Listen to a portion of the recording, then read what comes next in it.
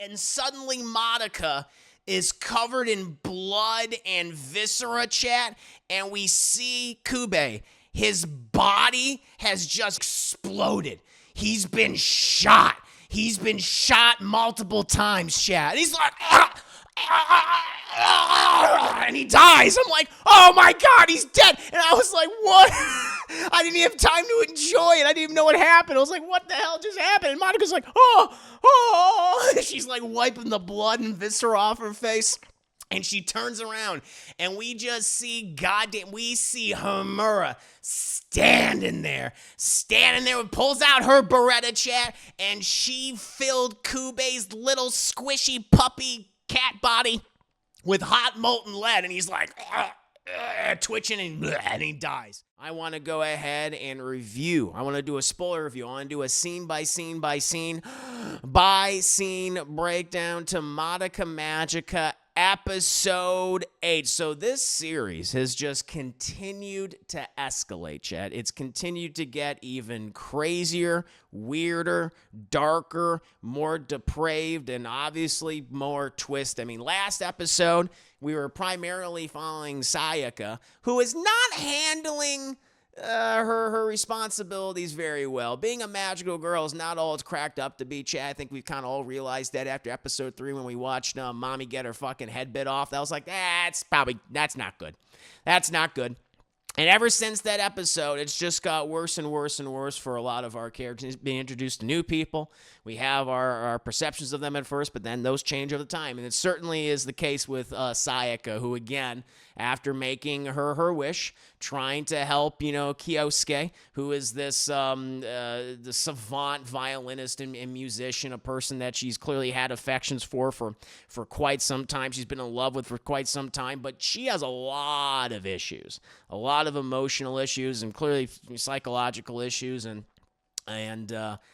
she lacks a lot of self-confidence, and she feels like she doesn't deserve to be happy. And so I imagine coupling all those issues with becoming a mystical magical girl tasked with fighting against, dangerous witches and their familiars across the city. That's a recipe for disaster, Chad. It's going to get a lot worse. And we saw in the last episode that Sayaka was engaging a witch. Looks like she was having a tough time, but Kyoko arrives to help her, and Sayaka's like, I don't need your goddamn help. I could do it myself, okay? I don't feel anything anymore. I don't need to feel anything anymore. I'm not even human anymore. And she launches herself at this witch who is very unique design. At first it's like this obelisk and looks like a clock, but then at one point in the fight, it gets weaker and it becomes like this girl who is like, we just see is hunched over, and like these tendrils just shoot out of her back, and the whole world is like monochromatic and everything. And so they all like attack her, and they're like, basically like stabbing her body, but Sayaka is just brushing all this off and just starts laughing and is just hitting this creature, this witch, with her sword over and over and over until it's dead, until it stops moving, chap. And she keeps going in on it the entire time, just slashing until it's just a bloody pulp, covering herself in blood and viscera from the witch. And eventually, finally, the witch passes. The witch does indeed die, and the whole world, that labyrinth, starts falling apart. And they go back to the the regular world, the human world. And a grief seed is obviously all that is left. Every time a witch dies, they leave a grief seed, and of course, the grief seed is used to cleanse a witch's soul gem. And Sayaka sees that. She sees it in the ground, and she's like, I don't need that shit, and she just kicks it. She just fucking kicks it or picks it up and just throws it, just yeets it at Kyoko. And Kyoko's like, what are you doing? You gotta use this. You want it fair and square. She's like, I don't need it. I'm not like you. I'm not like Homura. I see Homura. Homura's always stand in the background. I don't need it. All right, I'm not gonna just do this just to take and just to sustain myself. That's what you do. You're in it for some reward. I'm in it to actually help people. And she's like, oh. she gets a little derpy. And she kind of she slips a little bit. And so she's clearly like weakened after the battle. And Madoka is like, oh God, Sayaka, are you okay? She's like, I'm all right. I'm just, I just need to catch my breath is all. And they eventually, they wander off. They waddle off. But, Kyoko and Kyoko and Homura, they're like looking at each other like, this is not a good situation. This is not looking good at all. And but Kyoko, she pockets the grief seed. Is like, if I see her next time, I'll be sure to give it to her. Or if either of us sees her, we'll be sure to give it to her. If we because they're both keeping tabs on her at this point. Eventually, Madoka and Sayaka, they're just waiting at a bus stop. And Madoka is just trying her best to connect to Sayaka. She's like, listen, Sayaka, the way you were acting there, you just were so frantic, so erratic. You were laughing and crying. And listen, I know this has been really hard on you and everything you've been going through, but I just want to be able to help you. Just tell me how I can help you. Tell me how I can make you happy, and maybe we can make the best out of this situation. And Sayaka, without even like at first looking at her, she's just looking down. She's like, we don't see her eyes at all. It's just this shadow over her face. She's just looking so despondent. And she just says, I don't need anything. I need nothing from anyone, including you. Why would I? And then she gets up, and I'm just like, oh boy, this feels like a villainous monologue. I feel like there's a villainous monologue in the air. That's not a good thing. And and she just stands up, and she does that whole weird twisted anime thing where the person, like, they're behind you, but then they cock their head back like, I don't need anything from you, Madoka. I was like, oh, here it is. Yep. She's going down a path that Madoka can't go down, that no one can follow her down. And she's like, I need nothing from anyone, from you. I'm a monster now. Okay, I've made these choices. I made this wish to help someone that I cared about, and I've made that choice, and I have to live with it.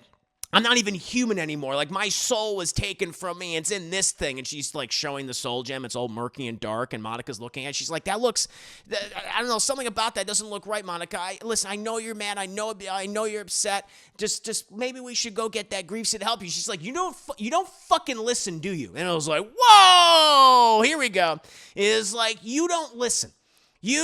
All you do is cry and complain, and you always saying how you didn't want this to happen or that to happen. Well, guess fucking what, honey? It did happen, okay? So either, buck up or shut up. You want to become a magical girl? And Madoka, she's like, yeah. You're not sure. You just don't know, all right? Well, you know what? Stop wasting my time. Stop wasting everyone's time with your bullshit. Because I'm going to tell you something, Madoka, that no one else is going to tell you. You're weak. You're weak, and you're weak just like me. I don't care what Kube says. It's saying that you have this potential. Even with that, but you don't even try to capitalize on that. So stop trying to help me, okay? Because there's nothing you can do. I'm always gonna be this way. I'm a monster. And she just takes off running. And it's pouring rain at this point. They're at this bus stop in the middle of the goddamn night. She takes off running. Madoka goes after at least halfway, and she's just screaming. She's crying for Sayaka, because she's like, Sayaka, please come back. Just don't do this. Just let me help you. We can help you. And then she's not even listening. She just keeps going. And Madoka, she doesn't know what to do. Eventually, we cut to a new location we've never been to before, Chad. We cut to the apartment of Homura. It's very weird. Like, first we see the outside. It's kind of like, it seems to be in like an older area. The buildings like look older, very the Western in design. We then cut inside it. It's very interesting. It's like, it's pretty much all white, but there's all these floating scrolls and pictures and like information. And so, unlike Mommy's apartment, which looked like a typical apartment of an ordinary person, of an ordinary girl and things, she had her her interests were on full display. Homura's all business, right? Which makes sense for her character. Homura is all business, and so her entire life is just about finding these witches and keeping tabs on everybody, trying to get a new source of information. And at this point, pretty much her and Kyoko have teamed up, and Kyoko and Homura they're going over the locations of different witches, notable and very powerful witches. And they have this, they're talking about this one witch who has a crazy ass name. It's a German ass name for your ass, chat. Walpurgisnacht. They're trying to go after the witch Walpurgisnacht. I'm like, oh, that's a good fucking name. I like that. It just sounds like a German curse word or like a curse or something. Walpurgisnacht. And they're saying we gotta track down Walpurgisnacht because they could be one of the most powerful witches to ever, pop up in the city. And you're like, yeah, but then they're both going back and forth about like, what about Sayaka? What if she goes up against this thing? Might be too dangerous for her. They seem to be concerned. Kyoko especially seems to be concerned, especially after she opened up to Sayaka in the last episode, told her origin story, how she became a magical girl, and she's concerned about like the way she was acting. And as they're continuing to converse with each other, like a goddamn evil specter from the shadows, chat, Kube arrives. He comes out of the shadows. He's like, oh, hi, girls. And Kyoko freaks. She's like, get the fuck out of here. Who let you in? We don't want to talk to you. And Kube's like, oh, I'm sorry. I didn't know my appearance here would elicit such a reaction. I didn't mean to do that. She's like, the fuck you mean you didn't mean to do that? You've been lying to us this entire time. You've been telling half truths and half lies, and why would we ever want to see you again? He's just like, well, as always, I'm just here to help you. That's always been my thing. I've always been trying to present opportunities to you. And she's like, you turned us into these things. It's like, you wanted to turn into these. Like, he's just being a little so much. And again, that one scene where he was messing with Sayaka, like, he's like, what? You should thank me. You should be thanking me right now. And I would say you're welcome, as he's pressing down on her soul gem, causing her to feel that pain as if she's actually being stabbed by a fucking spear through the gut. And, and then he only lifts his paw off after she starts saying thank you. He's like, you're welcome. So I was like, he's a little nasty son of a bitch. Don't trust Kubi for a second. And he's like, hey, listen, I just overheard, as I was, watching you guys. And I noticed, too, that anytime he speaks now, they just do this super close-up shot of his eyes. That's all you see is his unblinking, like, red eyes and, like, his little mouth. It's, like, super close-up like this. And I was like, it makes him look even more, like, nefarious and unnatural. Because before, anytime he's been framed, every time he's, like, typically engaged people in conversations, he's made to look cute because he's, like, a little fluffy puppy cat thing, right? But now because of what we're learning about him and his seemingly nefarious intentions and his general apathy towards all these people or aloofness, he's now becoming creepier, and I really like that. So I thought that was a nice switch. Anytime he's talking now, it's just disturbing. And he's like, well, I heard you guys. You were just all talking about Sayaka, and I got to let you guys know, Sayaka's condition, it's getting a lot worse. It's getting a lot worse, and her soul gem is getting cloudy, and we can't have that happen.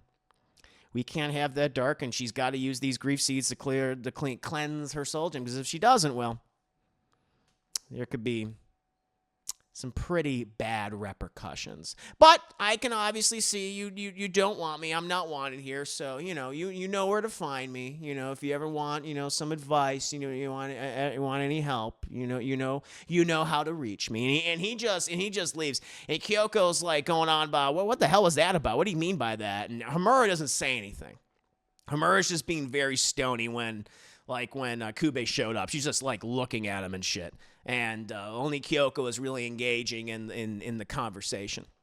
Eventually, though, we cut to the school. It's like the next day. Madoka notices that Sayaka is absent again, and she eventually goes to Sayaka's apartment, and she speaks to her parents on the voice monitor or something, or she goes to the apartment, the speaker system. She speaks to them via the speaker system. They're like, yeah, we don't know where she is. We haven't seen her since last night. And I'm thinking, like, these parents are kind of negligent, right? I would say they're fairly negligent, champ, because I just noticed certain things. Like, we haven't seen too many adults, but the adults that we have seen, they've all been very weird and odd. Like, you have Madoka's mother, who is a lush. I mean, she's an alcoholic. Like, obviously has a drinking problem or a substance abuse problem of some kind. The dad, he's seemingly just kind of aloof and is unaware of what's actually happening with his wife. What's actually going on. He keeps ignoring the problem. And then we have the teacher who also is in this episode, and she has a whole host of issues. Like, she's that kind of teacher, which I'm sure you guys have had. I've certainly had, where they clearly have issues going on in their personal lives, and they feel like, oh, well, my students are my psychiatrist or my psychologist. I'm just like, no, we're not. I don't think that's a healthy relationship to establish, and the teacher's going off. So it's been very weird every time we've been introduced to adult characters, because I think those are the three ones, right? And everything else has just been the teenage girls or the various familiars of witches. But it's like, oh wow, yeah, not like a great source of comfort for these characters. Or I mean, like literally the piece of advice that Madoka takes from her mother is to do something that her friend wouldn't expect, and it almost causes her to die. So there's issues with the adults, So there's a lot of nefarious things at play. Although, to be fair, I think maybe that's why Kube seeks some of these girls out, is because they're in very vulnerable places, and he preys upon that. If they come from a familial situation that maybe isn't great, either parents who suffer from various issues, substance abuse, apathy, in the case of Sayaka's parents. So it's interesting. And also the girls themselves have issues too, personal issues. But speaks to the parents via the intercom. They don't know where she is, and she's like, I gotta try to find her. And she goes from all these different locations trying to find her, but is not able to contact her at all. They don't have cell phones. I don't know what year this takes place in, but they have no goddamn cell phones. She has no one's number. She has absolutely no one's number. Eventually, though, we cut from Madoka, and we start following Hitomi and Kyosuke. And of course, the last episode, Hitomi was talking to Sayaka. She's like, listen, I know you and Kyosuke have been seemingly friends for the longest time since you were little kids. And I don't know what the state of your relationship is, but I've developed feelings for him for a long time, and I've wanted to talk to him about it, and I would love to him to be my boyfriend. But before I do that, I just want to hear from you if you two are together, if you're a couple. And she just doesn't really answer, because Sayaka, she just has these issues, I think, with commitment and being able to be loved. Like, she struggles with that because she feels like she doesn't deserve it. She feels like she doesn't deserve it. She doesn't have this self-confidence in it. And she's always like, she talks about herself in a very deprecating way, originally in this kind of like comedic deprecating way. But now she's just going like, I'm worthless. I'm horrible. I'm not even human. I'm a monster. Why would he even love me? And so she can't really answer Hitomi. And Hitomi's like, listen, I mean, I'll give you, she does like, Hitomi's kind of fucked up though. She's definitely kind of weird. Even though I don't think she knows like what she may or may not be doing is a little negative. I don't know if she's evil, but there's something a little screwy with her. But she basically says, hey, I'm going to give you 24 hours. Unless you tell me 24 hours, you're telling me 24 hours, I'm going to fucking go for it, okay? I want my man. And so we follow Hitomi, we follow Kyosuke as they're walking, and they're walking and talking. And Kyosuke's like, hey, I noticed that you've never taken this path home before. Did you just move or something? And Hitomi kind of walks forward a little bit, and she's like, actually no, I actually live on the opposite side of town. And he straight up goes, okay. Like, he's kind of creeped out himself. He's like, all right. And, and he still has that limp, but his arm's completely healed at this point.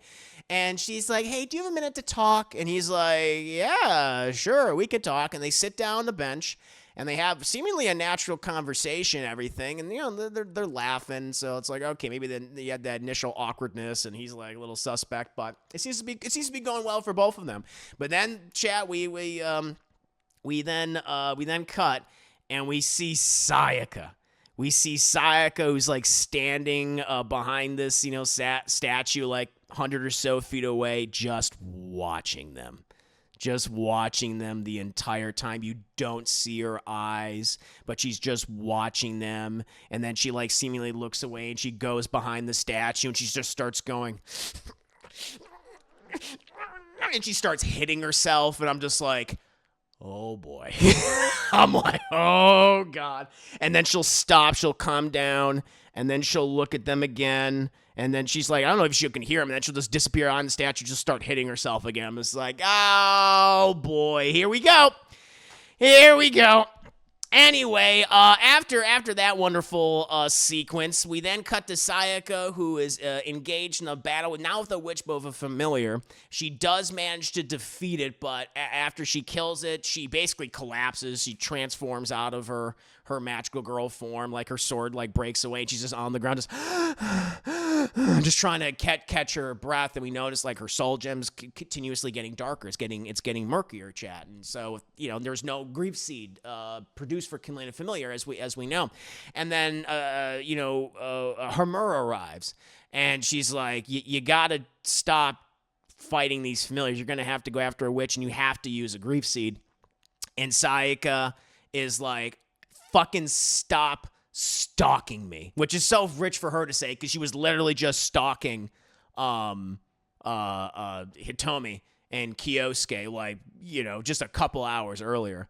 And Homura's like, listen, you're exhausting yourself, okay? You're hurting yourself in this process. I have a grief seed right here. Just take it. Just use it, all right? On your soul gem. It's important. You need to use it. And she throws it at Sayaka, and Sayaka, like, she grabs it, and she just sees it. She just looks at it, and she just throws it over her fucking shoulder, chat. Like, I don't need it. I'm not like you. I'm not like you. I'm not like Kyoko. Just doing this to get stuff, okay? I know what I am now, okay? I don't deserve that kind of stuff.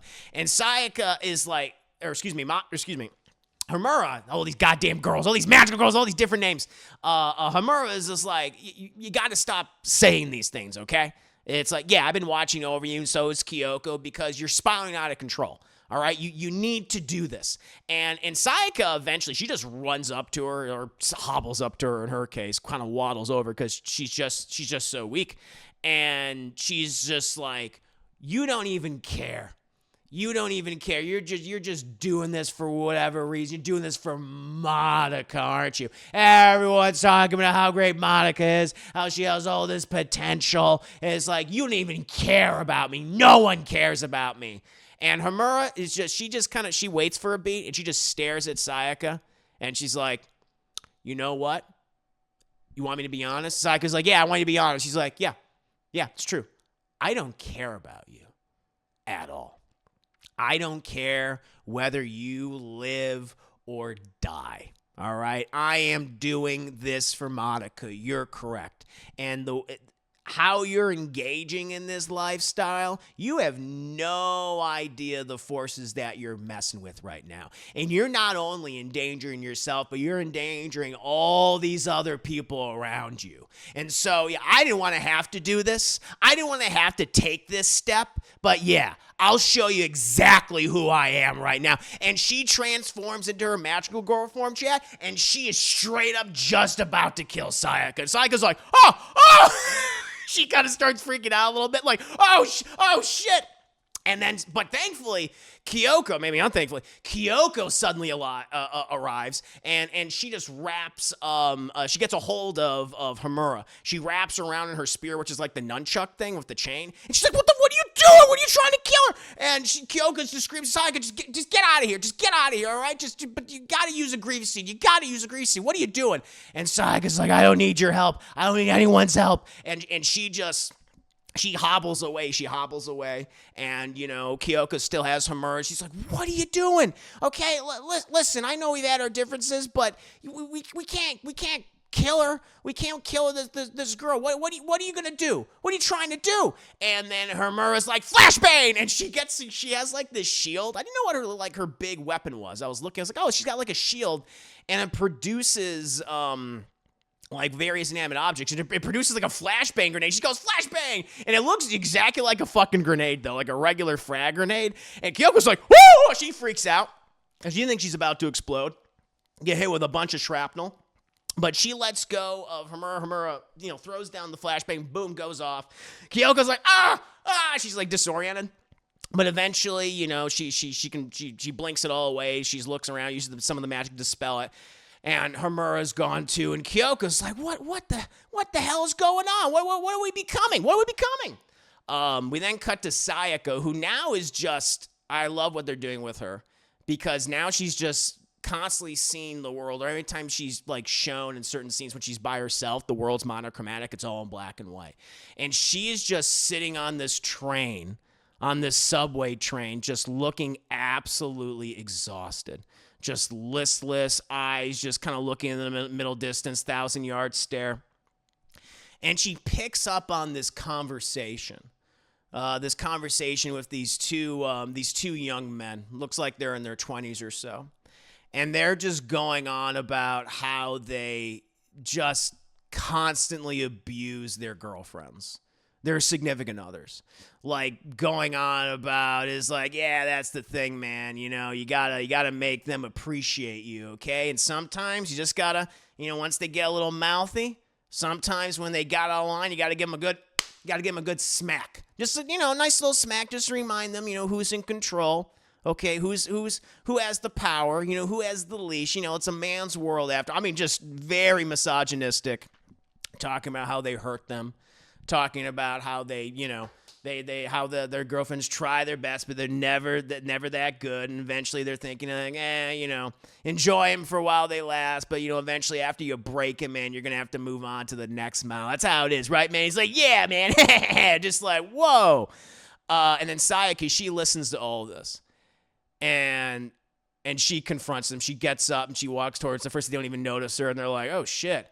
And she's like, are you talking about your girlfriends? And they're like, yeah, what's it to you? What are you doing? You're like, what, middle school girl? Listen, we're not interested. We don't roll that kind of way, all right? You should be home in bed. You should be sleeping or something. And she's like, you said such horrible things about them. And how they tried so hard to please you, and still you would hurt them. You would hurt them physically, emotionally. It's like, why? Why would you do something like that? It's like, why not? Who cares? It's none of your fucking business. Get the hell out of here. And she's like, you don't know me. And they're like, no, we don't know who the fuck you are, you crazy bitch. Get away from us. And he's like, you don't know the things that I do, that I've done. I made a choice. And I saved someone I cared about. And they're never going to know that. And when I hear how your lovers, how they care so much about you and how you reject them, you hurt them, it just puts things into perspective. Why should I have done what I've done? Why should I try to protect a world that is cruel, that is lonely, and doesn't honor sacrifices? You're no better than what I hunt down. You're monsters just like me. And they're like, whoa. And suddenly this like staticky protoplasm begins crawling up her body. It starts coming up her legs, like over her hands, and she just starts, twitching. And it was like, oh, what's happening? And then we just cut. It's like, what the hell? What was that? What just happened? We don't know. We cut from that. We cut from that wonderful sequence. as Sayaka's becoming a goddamn monstrous Looney Tune abomination. And we then cut to Madoka, who has been looking for Sayaka all day and hasn't been able to find her. And she just sits down on a bench and she's like, what am I going to do? What am I going to do? And Chad, of course, we hear him before we see him. He's like, hey, I can help you. Madoka. You know what I could do? Kube. And she's like, Kube, listen, I'm a little confused at the moment, and I don't really know how to feel about you right now. He's just like, oh my God, you and everybody else. No one seemingly wants to talk to me anymore, even though I've given people. That's what I do, Madoka. Can I be honest with you? Madoka? He's not honest, of course. But he's like, listen, I've been talking to Kyoko. I've been talking to Homura, and I'm concerned about Sayaka too, and she's in a really bad place right now. And, I've come to realization myself, Madoka, is that we're just not going to be able to help her. She's a lost cause, it seems, and it's too bad. I'm real broken up about it, I'm just going to pieces, obviously you can tell, right? Yeah. However, there might be a way to save her.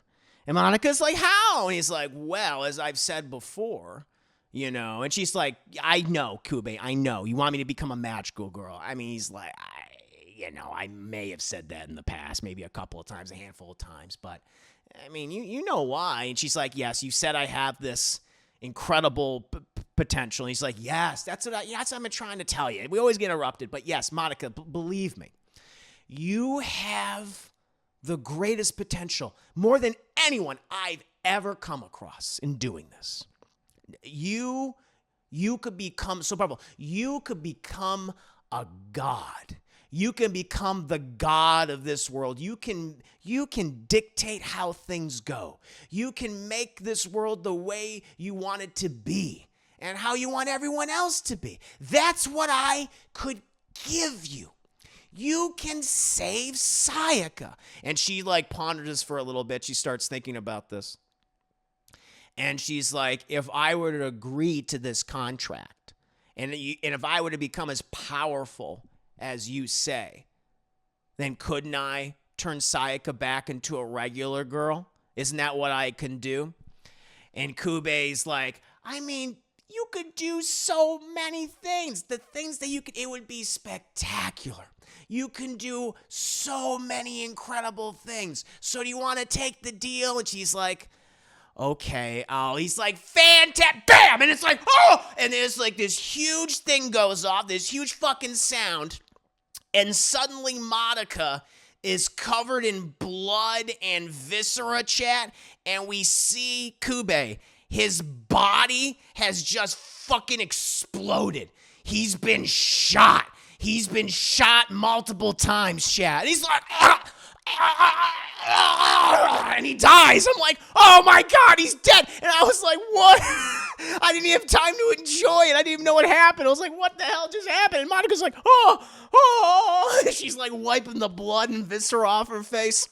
And she turns around, and we just see Homura standing there, pulls out her Beretta, chat, and she filled Kube's little squishy puppy cat body with hot molten lead, and he's like, twitching, and he dies.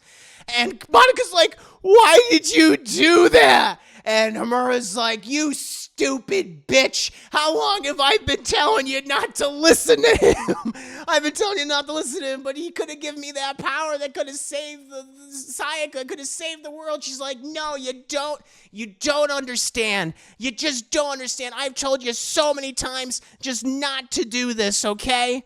All right, it's like and then Homura for the first time starts showing emotion. She starts breaking down. She starts crying. She falls to her knees. It's like, I keep doing this over and over and over again. I'm always trying to stop you, but you keep making the choice anyway. And suddenly, it gets very quiet. And Madoka's looking at Homura, and she's seeing Homura, this huge burst of emotion finally coming out of her. And she's like, you've done this before, haven't you? And Homura looks up at her, and she's silent. She's like, we've met before, haven't we? And Homura, she's like, you can't become a magical girl. If you become a magical girl, everything falls apart. You don't understand, but you can't make that choice. And then for the first time, Madoka's like, I gotta get the fuck out of here. I gotta get away from you. And she takes off running. And she takes off running, and she runs up. She's like, I'm sorry, Homura. I just can't talk to you right now. I just can't talk to you right now. And Homura's just left there. She's just like on her knees, and she's just kind of crying. She's trying to collect herself and everything. And then Chad, again, we hear him before we see him. And he's like, I got plenty of spares. And she turns around, and there's fucking Kube in the darkness of his beady little red eyes looking out at her. Is like, how many times is that now? Is that the second time you've killed me? Maybe it is the second time you've killed me. That was very, very interesting, Homura. I gotta hand it to you, though. I didn't expect that. I didn't expect you to get me that way. And I was this close to getting Madoka, and you snatched it away. You have done this before. She was onto something, right? What is it? What kind of magic do you really have? Even I don't really know. And he's like, time manipulation. You've been here before, haven't you? And Homura is just like, oh, yeah, you think you figured it all out? You think I'm using this magic? She's like, yeah, I have been here before. I have seen this all again. I'm going to stop you because I know exactly what you are. You're not Kube. You're an incubator. And he's like, you're a very smart girl, aren't you, Homura? And I was like, what the hell's going on with that? Well, incubator, what?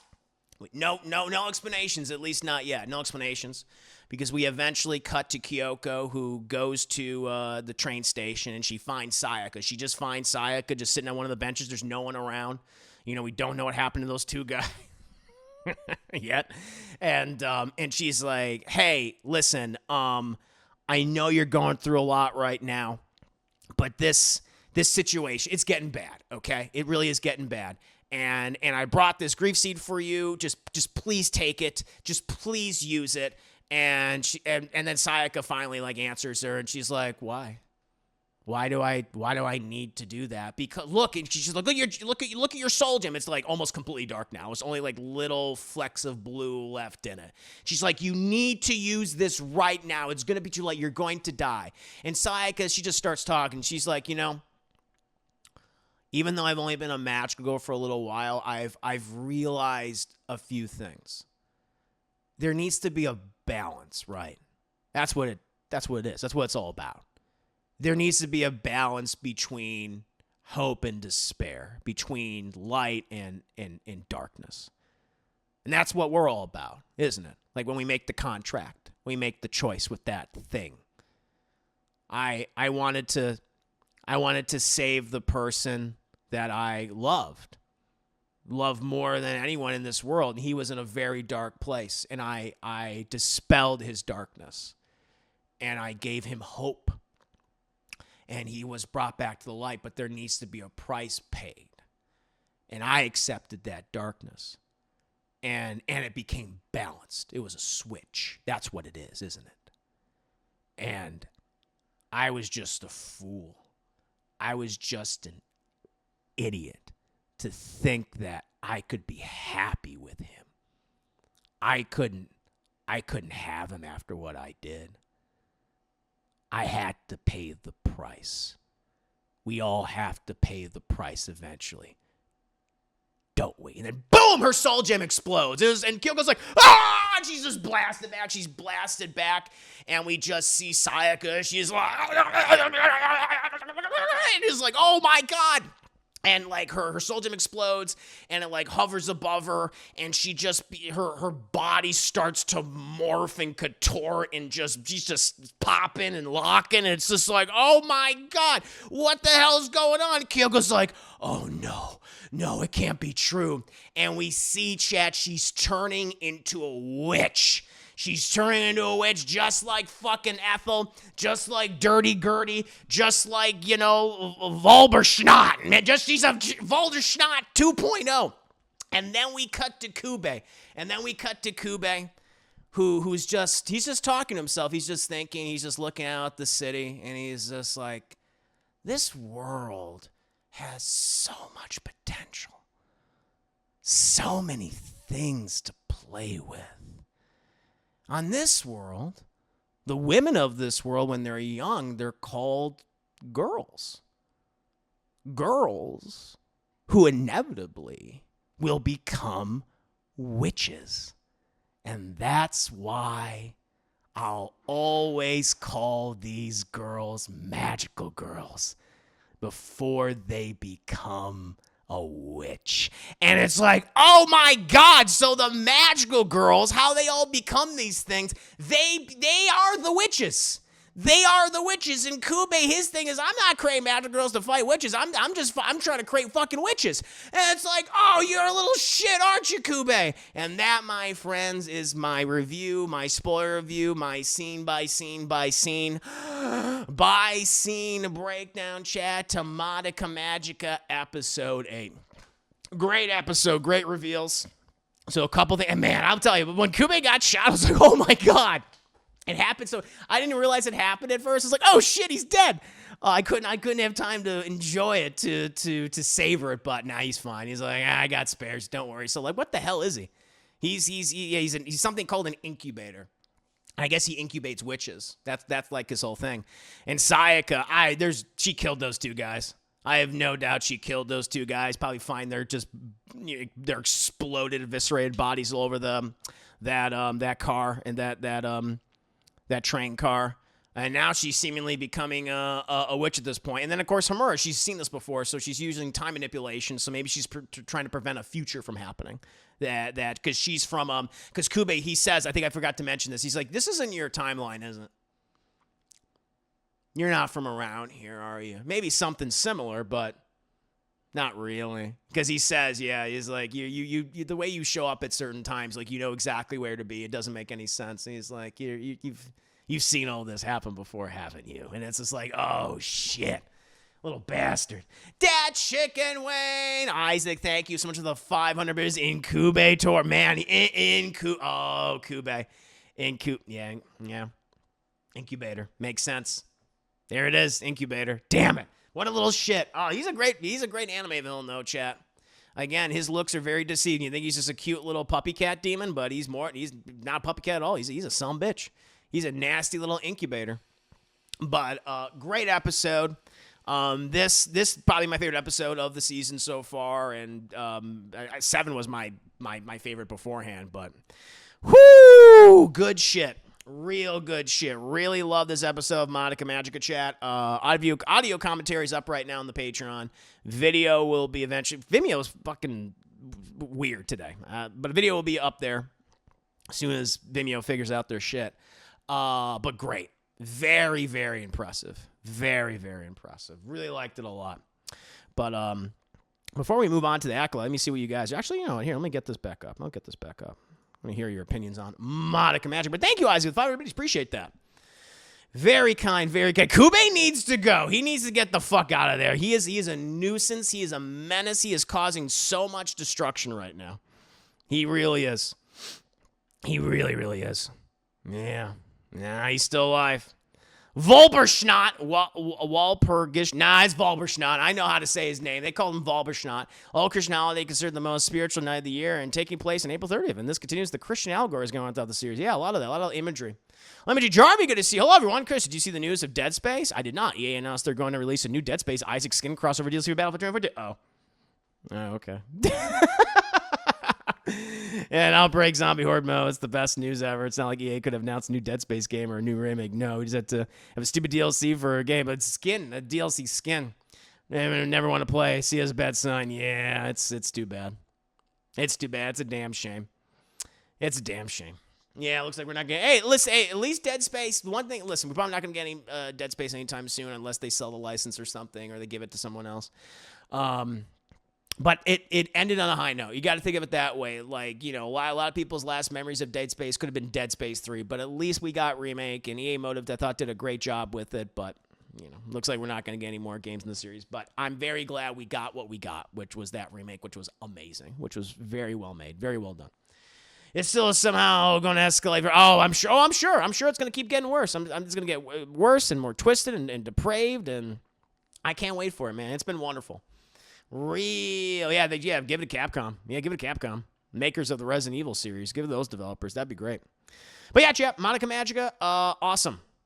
Great episode. Highly, highly recommended. If you have not checked out this series, there's a lot to appreciate. And, of course, check out my audio-video commentaries for it as well.